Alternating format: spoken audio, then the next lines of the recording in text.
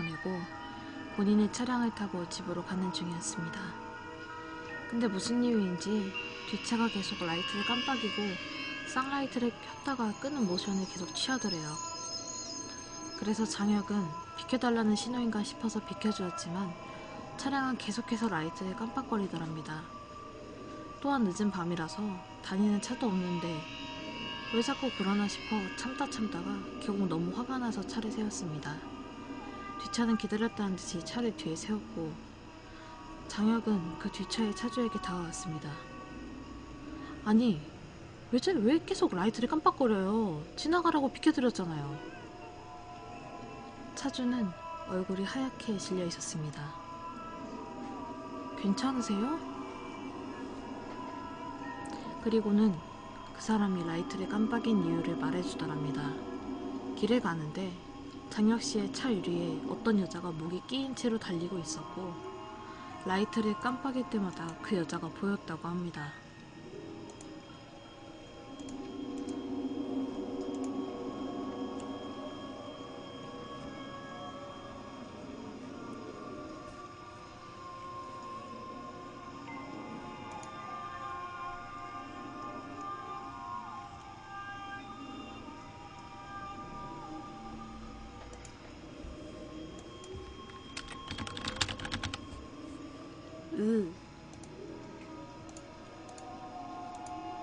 상상하면 좀 그렇죠. 목이 끼인 채로 달렸다고 하면 목도 막 길 것 같고 여러 상상이 되죠.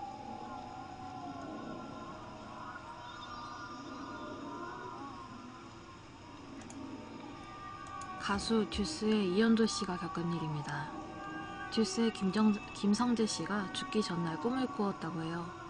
김성재 씨가 죽기 전 꿈을 꾸었고 그 꿈을 이현도 씨에게 전해주었대요. 김성재 씨의 꿈에서 김성재 씨와 이현도 씨는 방송 스케줄을 마친 뒤 방송국에 나오던 중 많은 팬이 몰렸다고 합니다. 그런데 이상한 건 김성재 자신에게는 한 명의 팬도 오질 않고 이현도 씨에게만 수많은 꽃을 주고 있는 것이에요. 그래서 김성재 씨는 이현도 씨를 부러워하면서 넌 좋겠다. 팬들한테 그렇게 많은 꽃도 받고 라고 했어요. 근데 꿈에서 이현도 씨가 김성재 씨한테 너는 나보다 더 많은 꽃을 받을 거야. 내일. 이렇게 말하면서 꿈에서 깨어났고 그 다음날 김성재 씨는 죽었고 많은 국화꽃을 받았다고 합니다.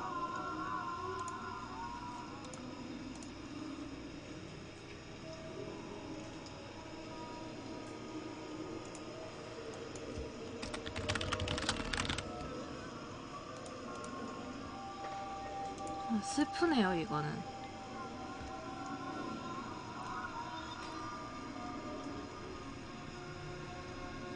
좀 소름 돋기도 하고.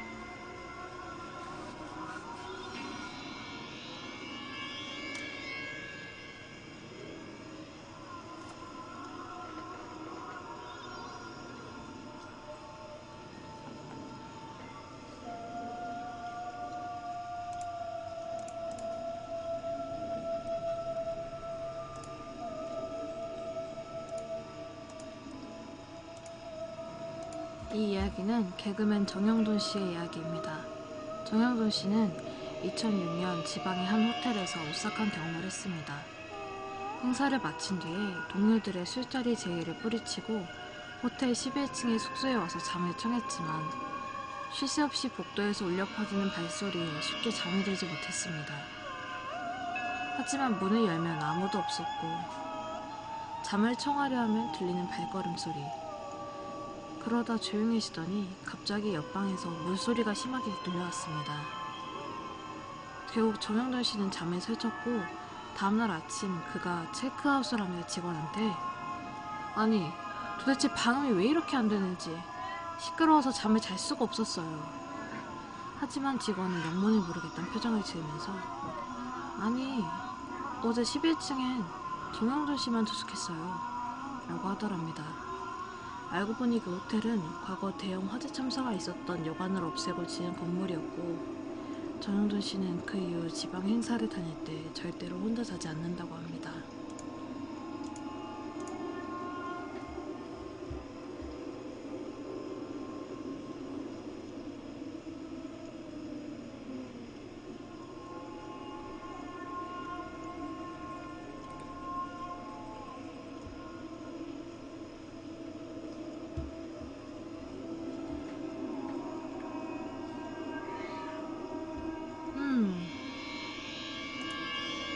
원래 좀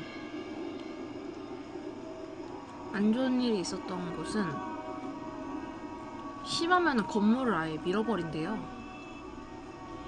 그리고 거기 위에 새 건물을 짓는데 그래도 이상한 현상이 일어난다고는 해요.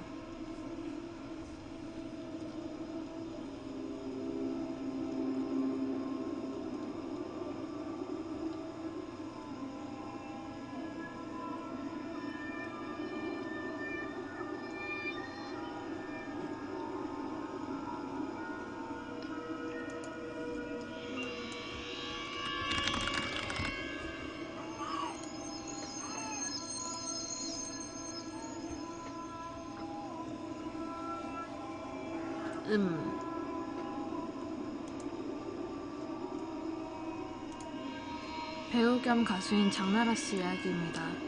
하루는 친구를 본인의 집으로 데리고 와서 같이 하룻밤을 자게 되었습니다. 그렇게 이틀 정도가 지났고 스케줄 때문에 너무 피곤해서 잠이 든 밤 침대 옆에 가습기가 있었는데 갑자기 얼굴 쪽이 시원해지더니 가습기 뚜껑이 딸깍하고 여는 소리가 나더래요. 그리고는 아기 웃음소리가 나더니 목으로 꼴깍꼴깍하는 물넘기 소리가 들렸습니다. 하지만 너무 피곤했던 장나라 씨는 눈을 뜨지 않고 계속 잠을 잤고 다음날 함께 잤던 친구가 전화가 왔습니다. 이런저런 이야기하다가 그 친구가 말을 해주더래요. 나라야, 나 저번에 너희 집 가서 잤을 때 가위 눌렸다? 너랑 같이 자던 침대 위에서 눌렸는데 나 처음으로 가위 눌린 거였거든. 무서웠는데 근데 너 침대에서 어떤 아기 한 명이 막 뛰어놀더라.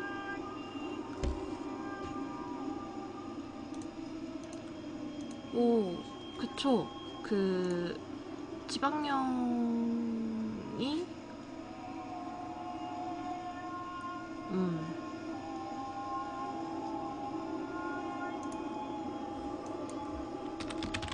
꼭 막 사람들이 막 한꺼번에 죽은 데 있잖아요. 그런 데는 꼭 있다고 하던데.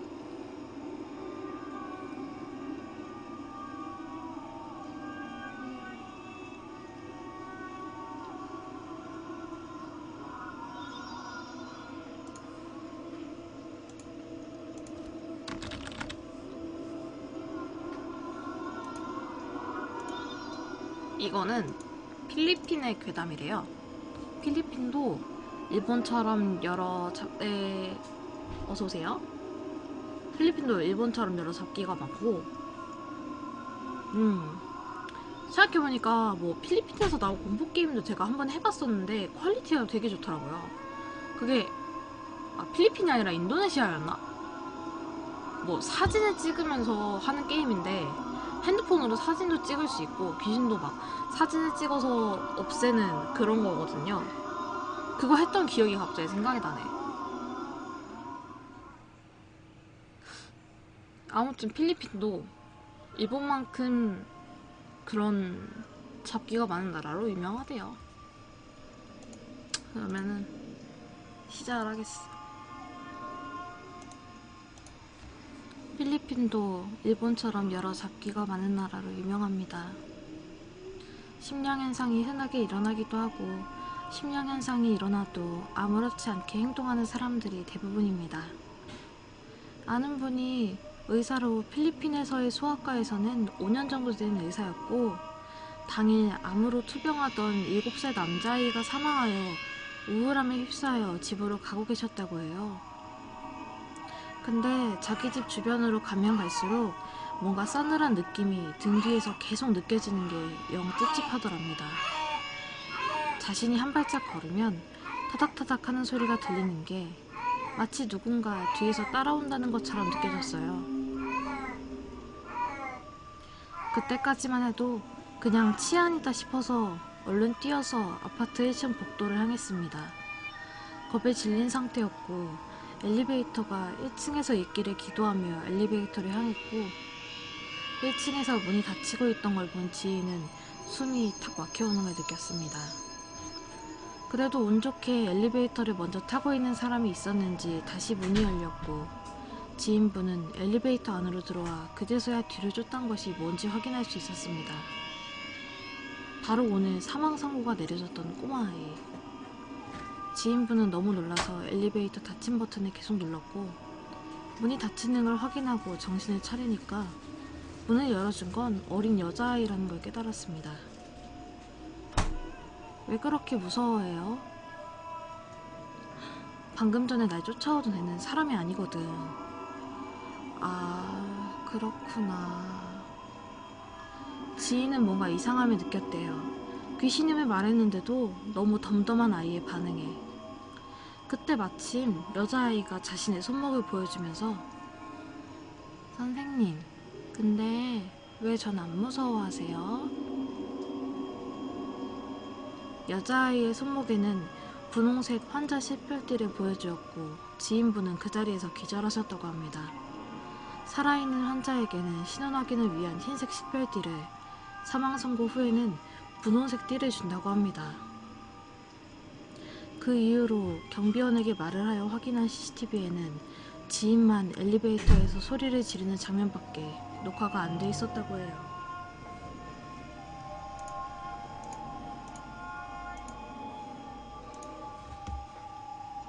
제 아는 동생은 가위를 눌렸는데 숨을 안 쉬는 거예요. 다행히 제가 봐서 숨을 안 쉬는 걸 깨워서 살린 적이, 수면 무호흡증이라고 하죠. 근데 가위 눌린다고 숨을 안 쉰다는 건 처음 들어보는데?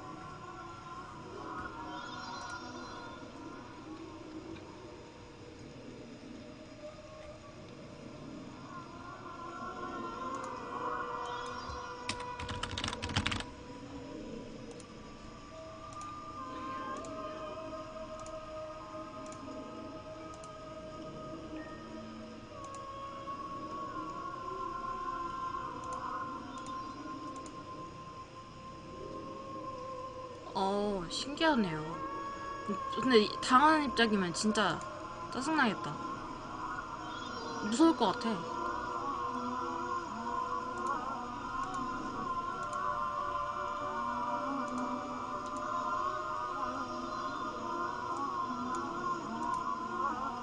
일단 흉가는 대한민국의 늘봉가든 영덕흉가, 그리고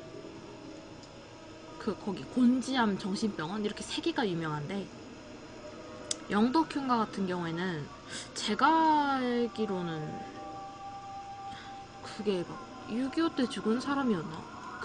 그거 둘 중에 하나인데,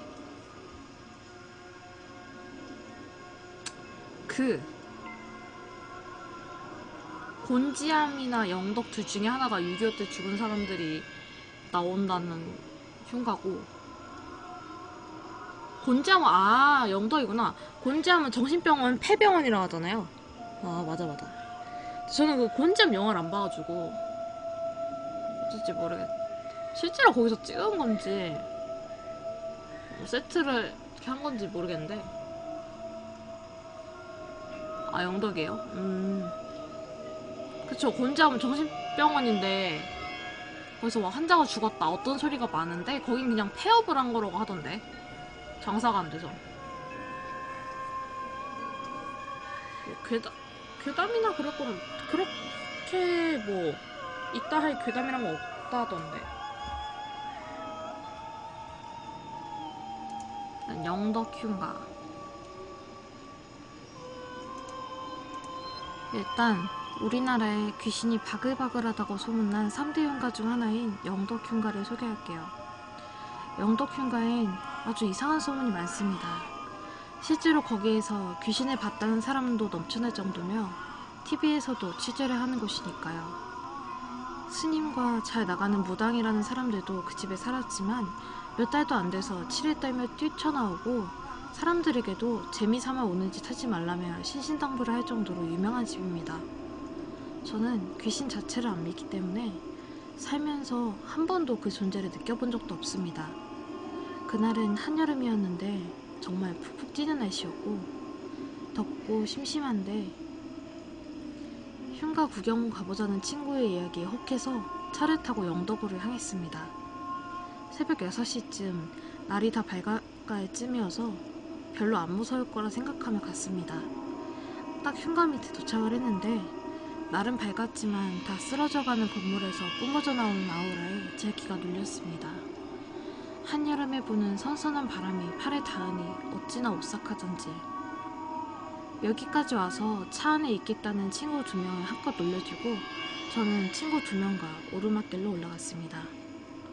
사실 저도 무서워서 친구 1명과 붙은 채로 10초에 한 걸음씩 겨우겨우 떼고 있는데 친구 하나가 뭐가 무섭냐면서 성큼성큼 올라가기 시작했습니다.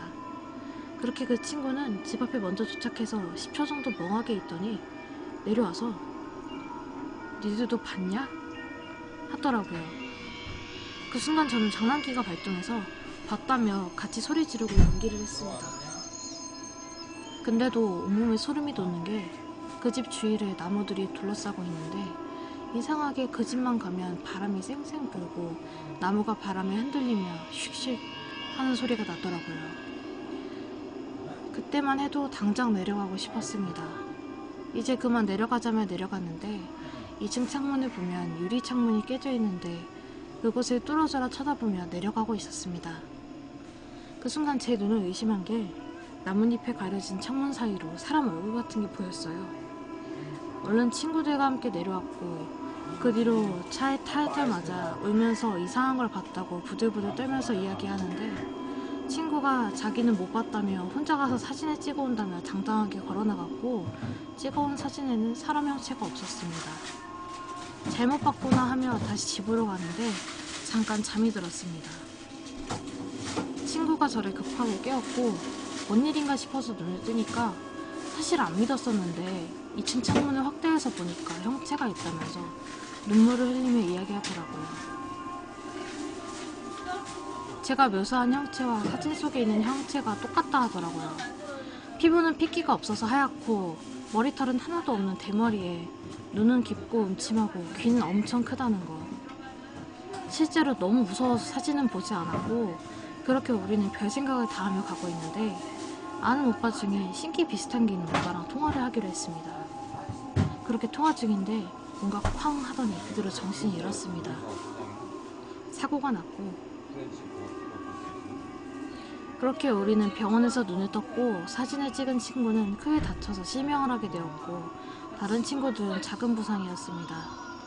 차 운전했던 친구 말에 의하면 국도를 타고 가는데 좌회전하는 순간 차에 누가 뛰어들었고 그래서 급하게 핸들을 왼쪽으로 꺾었는데 언덕이었고 저희가 탔던 차는 곤두박질 쳤습니다.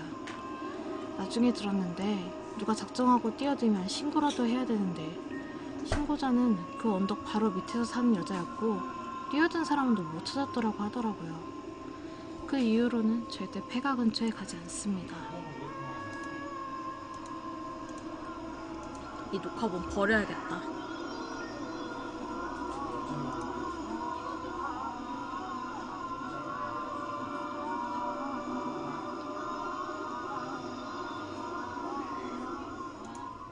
실제로 영덕은 앞에 도로도 사고가 무진장 많다고 하네요. 저 안 가봐서 모르겠는데 영덕이 어디지? 영덕하면 생각나는 게 되게밖에 없어. 아 이것이 영덕하면 되게지.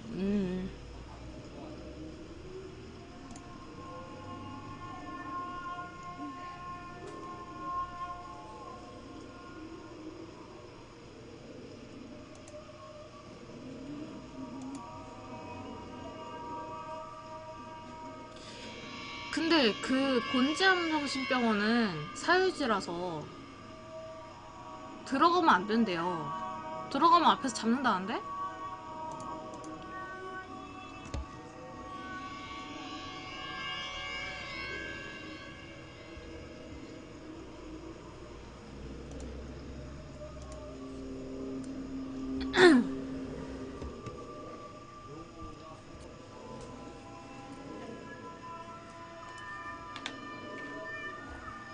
아무튼 그런 데는 인간하면 들어가지 않는 걸로.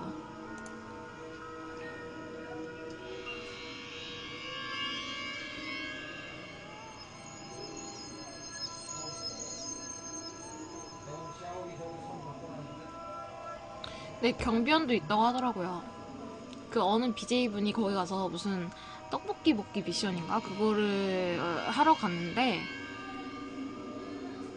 경비원이 이제 와가지고 그래서 이거 들어가면 안 된다 해가지고 그 앞에서 먹더라고요. 그거 봤어.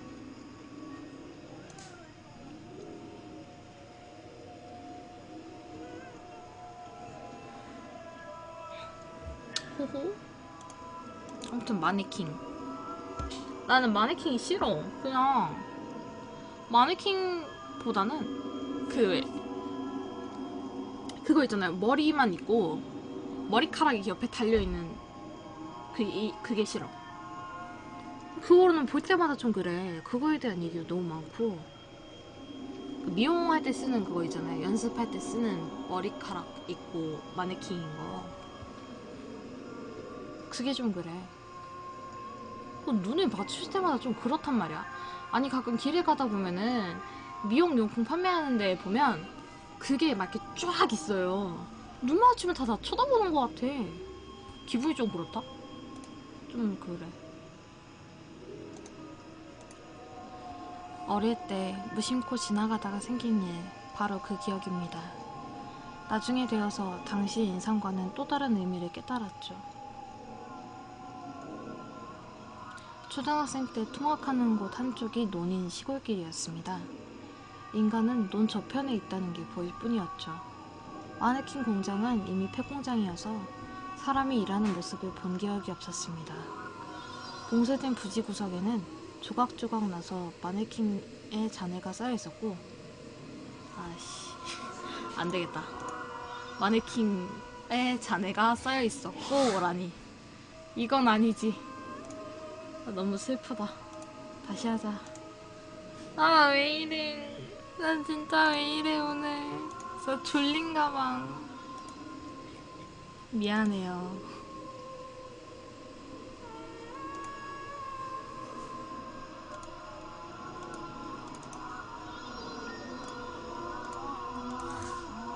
마네킹.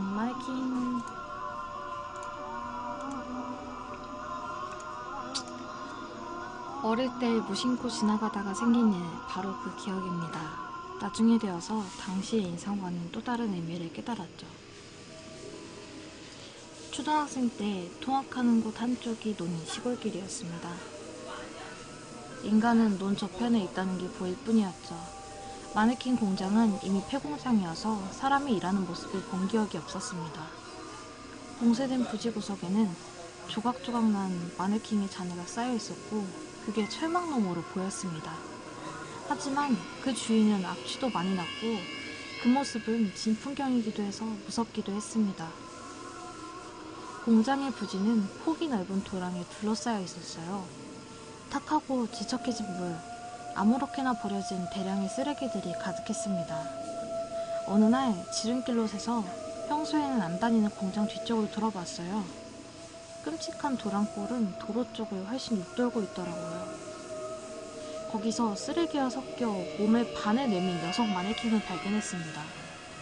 해고 반듯한 그 얼굴은 쓰레기터의 보물 같은 모습이었어요. 굉장히 아름다운 마네킹이었거든요. 꺼내서 친구 녀석들이 모이는 아지트에 가지고 가면 영웅이 될 거라 생각했지만, 물은 너무 더러웠고 아지트도 멀어서 그때의 제 체격에는 무리여서 포기를 했습니다. 다른 녀석이 영웅이 되는 건 싫으니까 이번 발견은 아무에게도 알리지 않았고, 그 후 얼마간은 그 인형의 상태를 확인하러 가는 게 일과가 되었습니다. 하지만 슬프게도 그녀는 날이 갈수록 썩어가는 게 보였어요. 며칠이 지나자 흰색 피부는 더럽게 변색하고 볼품없어졌습니다.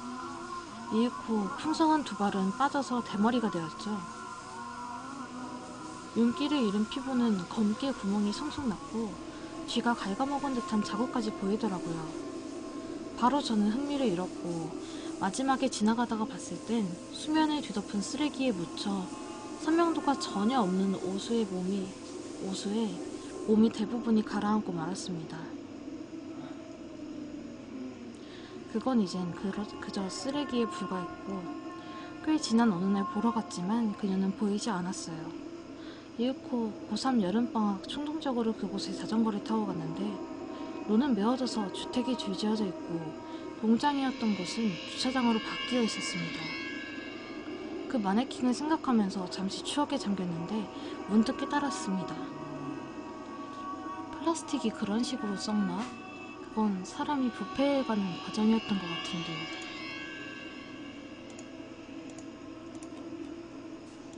하하?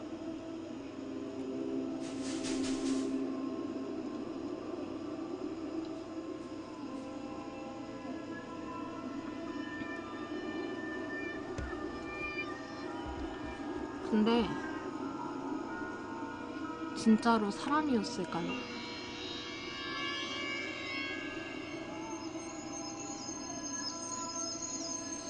여름이었으면 막 썩어가는 게 보였을 것 같긴 한데 마네킹은 아무렇게나 막 놔둬도 막 썩거나 그러진 않던데. 사람이었을지도?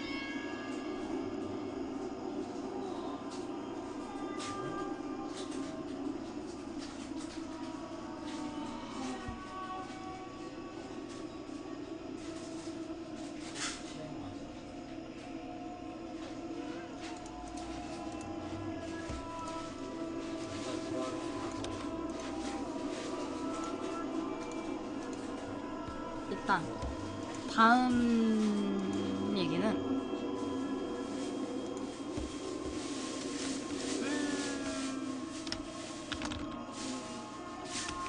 제목을 뭐로 지어야 되나?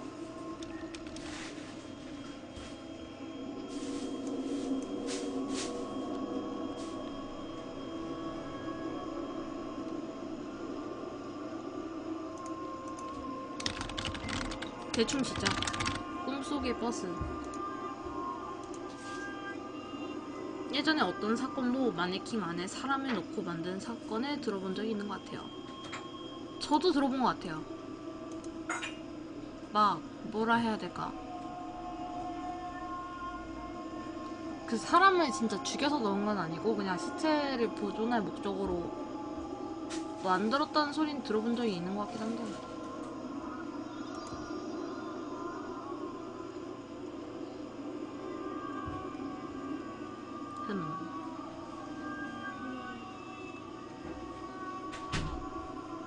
아니면 진짜 마네킹인데, 그거 생각난다. 어떤 남자가 여자친구를 사귀다가 여자친구가 죽은 거야. 그래서 그 여자를 마네킹으로 만들어버린 거지. 마네킹은 아니고 인형? 비슷한 거? 눈도 막 유리구슬로 때우고 머리카락도 만들고 코도 이렇게 해주고 입술도 만들어주고 해서 그 시체랑 몇 년 같이 살았다던데. 그리고 경찰한테 잡혔대.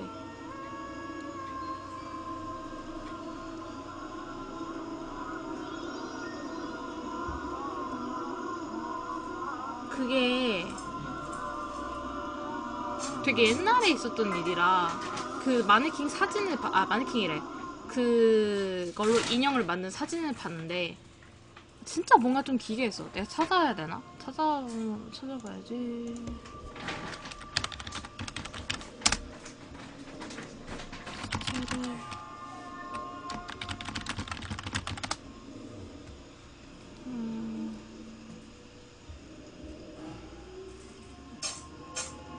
어디 보자.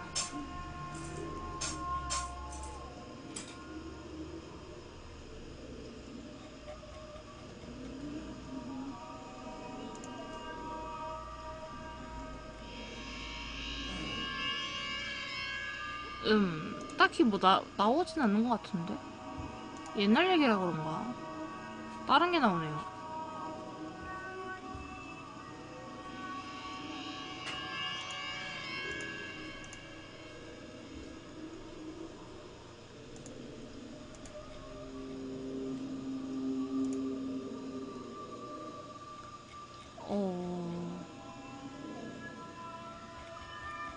일단은 그러면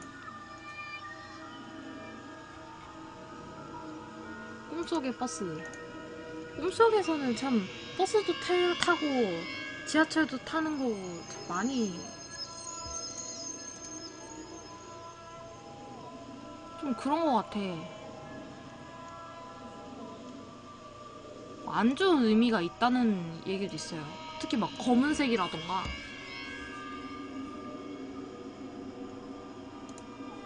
일단 시작하겠습니다. 저희 사촌 언니 이야기예요. 언니는 어릴 적부터 귀신이 보였다고 합니다.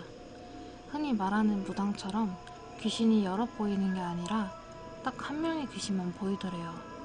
그 귀신은 여자였고 몸의 반쪽이 화상을 입은 그런 흉측한 모습을 한 귀신이었습니다. 처음엔 보이기만 했지만 점점 시간이 지나면서 몸에 터치를 하기도 하는 그런 끔찍한 일이 벌어진 지 10년째 되는 날, 사람은 적응의 동물이라고 하죠. 시간이 지나자 아무렇지도 않았고 누구에게도 말을 해도 믿지 않을 거라 생각하며 혼자만 힘들어했다고 합니다.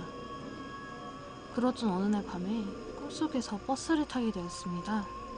그 버스는 전혀 이상한 것도 없고 모든 사람이 통화를 하거나 옆 사람과 웃으며 이야기 중이었죠. 근데 버스가 굉장히 빨리 달리더래요. 그래서 의자에 손잡이를 잡고 있는데 그 순간 덜컹 하더니 갑자기 버스가 뒤로 가더래요. 그래서 뭔가 싶어서 창밖을 보니까 뒤쪽은 정말 TV 매체에서나 보던 저승길 같은 그런 곳에 있는 큰 웅덩이더래요.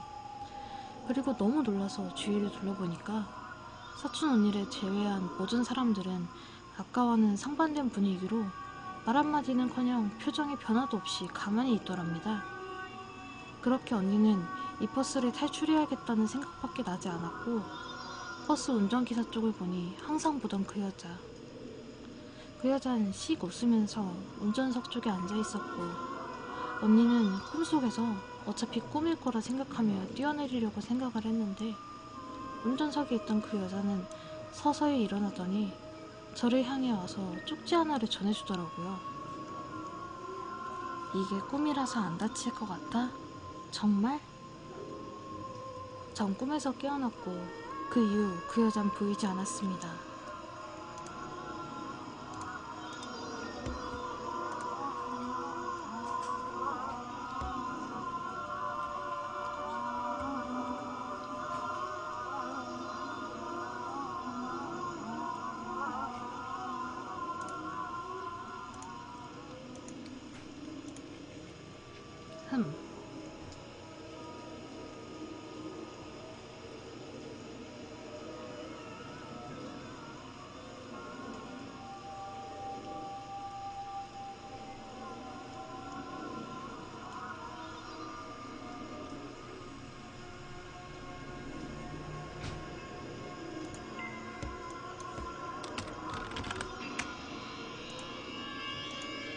막 그런 거는 그런 거 있잖아요. 막 귓속에 대고 뭐라고 막 하는 거? 그런 거는 느낀 적이 있는데 꿈에서 다치면 실제로 다칠 그런 거를 알려준다는 꿈일 수도 있대요.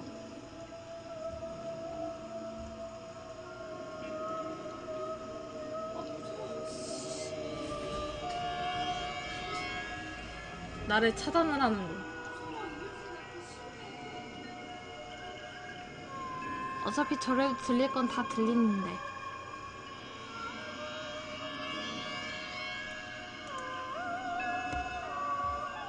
조금 소리를 줄여야 되나? 엄마가 무섭대.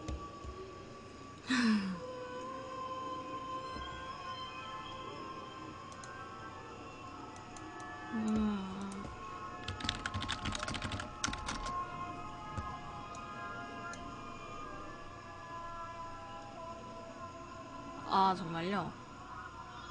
그게 막 저도 꿈에서 그럴 때가 있어요. 가위에 눌린 건지 꿈인지 애매할 때가 있는데 그때 딱 저한테 말을 걸어요. 막 너는 운전을 하면 안 돼 이러는 거야. 그래서 내가 왜 운전을 하면 안 되지? 라고 속으로 이제 생각을 했다? 그랬더니 막 깔깔깔 웃으면서 어떤 여자가 너 전생에 사고 냈잖아 운전하다가 이러면서 막 깔깔깔깔깔 이러면서 막 웃는 거야. 그래서 제가 면허가 없어요. 혹시 모르잖아. 혹시 모르는 거야 사람 일은. 근데 오히려 원래 그런 것들은 이렇게 거짓말을 많이 한대요. 일부러 무섭게 하려고. 그래서 아니겠죠. 제가 뭐 전생에 사람을 뭐 쳤겠습니까?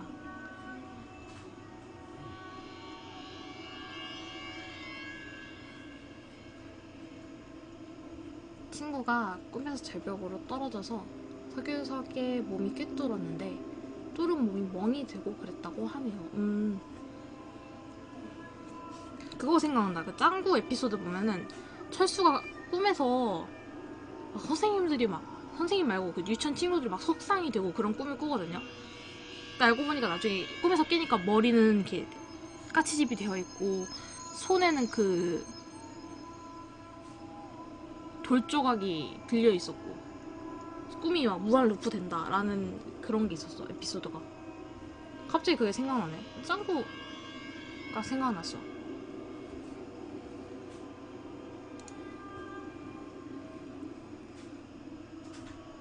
그러면 이거 마지막으로 끝낼게요. 가위. 제가 중학교 2학년 때 일이에요. 당시 저희 가족은 작은 원룸에 살았습니다.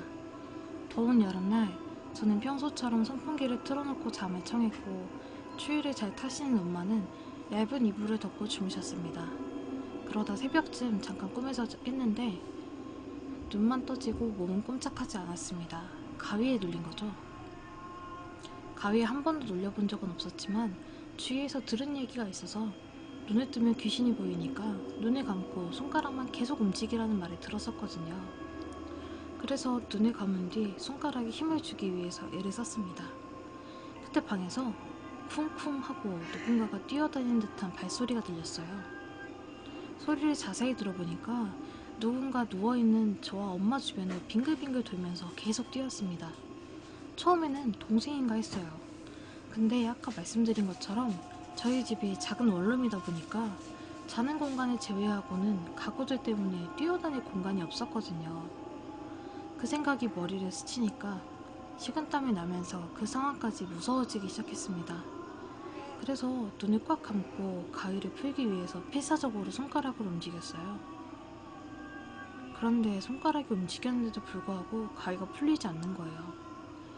그래서 저는 온 힘을 다해서 계속 손가락을 움직였고 끝에 제 손에 무언가가 잡혔습니다.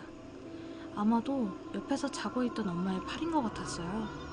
그래서 엄마한테 제발 도와달라는 의미로 팔목을 꽉 잡았어요. 그리고는 반대쪽 손가락을 움직이려 했죠. 다행히 가위가 풀렸고 저는 눈을 뜨자마자 제가 잡고 있던 걸 보고 깜짝 놀랐습니다.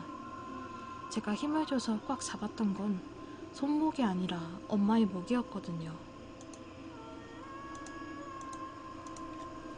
아 맞아.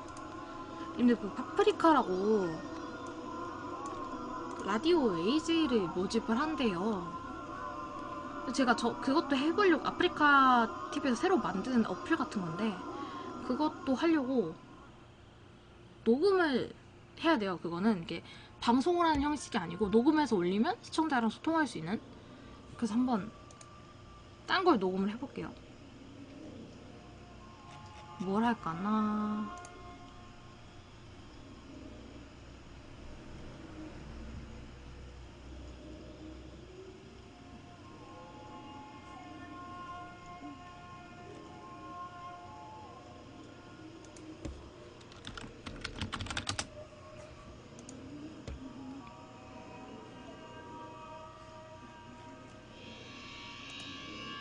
지금 생각 중인데 뭐가 좋을까요?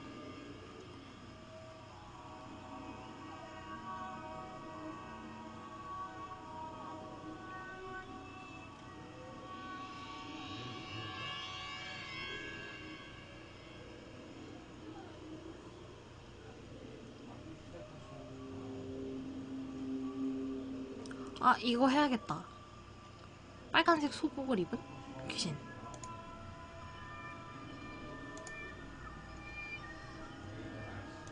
안녕하세요. 오늘 이야기는요, 어떤 중학생이 눌린 가위에 대한 이야기입니다. 저는 현재 중학생입니다. 평소 공포 이야기를 찾아보는 건 즐기지만 귀신은 본 적도 없으며 가위에 눌린 적도 없었습니다. 그런데 수학여행에서 처음으로 가위에 눌렸고 그리고 그 일을 시작으로 저는 지금까지도 고통을 받고 있어요. 수학여행 첫날 하루 일정을 끝낸 뒤 숙소에서 핸드폰을 만지다가 잠이 들었습니다. 그러다 갑자기 잠에서 깼는데 몸이 안 움직이더라고요. 옆에서 자고 있는 친구들한테 도움을 구하고 싶어도 아무 말도 하지 못했습니다. 처음 느껴보는 가위 눌림에 당황해하고 있었는데 갑자기 다리에서 엄청난 통증이 느껴졌어요. 그래서 유일하게 움직이는 눈동자를 다리 쪽으로 내려다봤더니 빨간색 소복을 입은 머리를 산발한 여자가 제 다리를 뜯어먹고 있더라고요. 너무 놀라서 비명을 지르고는 싶은데 몸은 안 움직이고 그저 그 여자가 제 다리를 뜯어먹는 모습을 보고 있을 수밖에 없었습니다. 그 순간 그 여자도 제 시선을 느꼈는지 저와 눈이 마주쳤어요. 여자는 서서히 일어나더니 제 얼굴 쪽으로 달려들었고 저는 의식을 잃었습니다. 기절한 거죠. 정신을 차렸을 땐 다음날 아침이었고 다리가 굉장히 아팠어요. 순간 다리를 뜯어먹던 여자가 생각나서 다리 쪽을 봤더니 그 여자의 흔적은 없고 제 다리에 시퍼렇게 멍이 들어 있었습니다. 왜 멍이 들어있나 하고 있는데 다리 옆에 시계가 떨어져 있었어요. 벽에 멀쩡히 붙어있던 시계가 떨어지면서 제 다리를 찢고 떨어진 거죠. 결국 저는 그 다음날부터는 일정을 소화하지 못하고 저만 담임 선생님 곁에 붙어 있었습니다. 그리고 다음날 하룻밤의 악몽으로 끝날 줄 알았던 일이 수학여행이 끝나고도 계속되었습니다. 저는 거의 매일을 가위에 눌렸고 항상 그 여자가 보였어요. 문제는 그게 아니고 그 여자는 항상 물건을 하나씩 떨어뜨렸어요. 가방, 물병, 책, 항상 저한테 무언가를 떨어뜨립니다. 저는 그 귀신이 수학여행 때 숙소에서 저를 따라왔구나 생각하고는 부모님에게 도움을 청했으나 부모님은 그런 존재를 전혀 안 믿으셔서 늦게까지 게임하다 자니까 피곤해서 그런 거라며 잔소리만 하셨어요. 그렇게 하루하루가 고통스럽던 저에게 부모님께서 제 말을 믿게 된 사건이 하나 터졌습니다. 수학여행을 다녀온 지 한 달 정도 되는 날에 또 가위에 눌렸었는데 어김없이 그 여자가 나왔어요. 그날은 여자가 소름 끼치는 소리를 내면서 웃기 시작하더라고요. 그 순간 천장에 달려있던 전등이 떨어졌습니다. 얼마 뒤 가위에 풀려나 정신을 차려보았더니 전등이 제 다리에 떨어져 있었고 다리는 굉장한 통증이 느껴졌습니다. 이때까지와는 다른 더 큰 통증이었죠. 그리고 부모님을 불렀고 전 현재 왼쪽 다리에 골절로 깁스를 하고 있습니다. 전 아직도 가위에 눌리고 그 여자를 만납니다. 다친 이후로는 물건을 떨어뜨리지 않지만 저를 쳐다보면서 웃고 있습니다. 더 무서운 건 아직도 이 일들이 진행되고 있다는 거죠.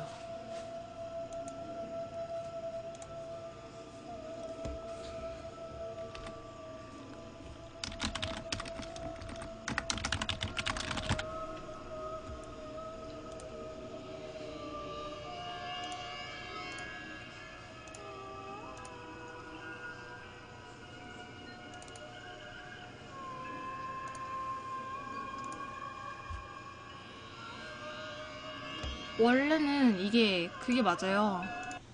인기 많았던 거 재녹음하는 게 맞는 건데 생각해보면은 뭐야 생각해보면은 인기 많은 것도 재녹음한 것도 뭐 그게 다 따져보면은 옛날에 유튜브에 있던 그런 거? 랄랄랄. 예, 아무튼 수고하셨고요. 오늘은 여기까지.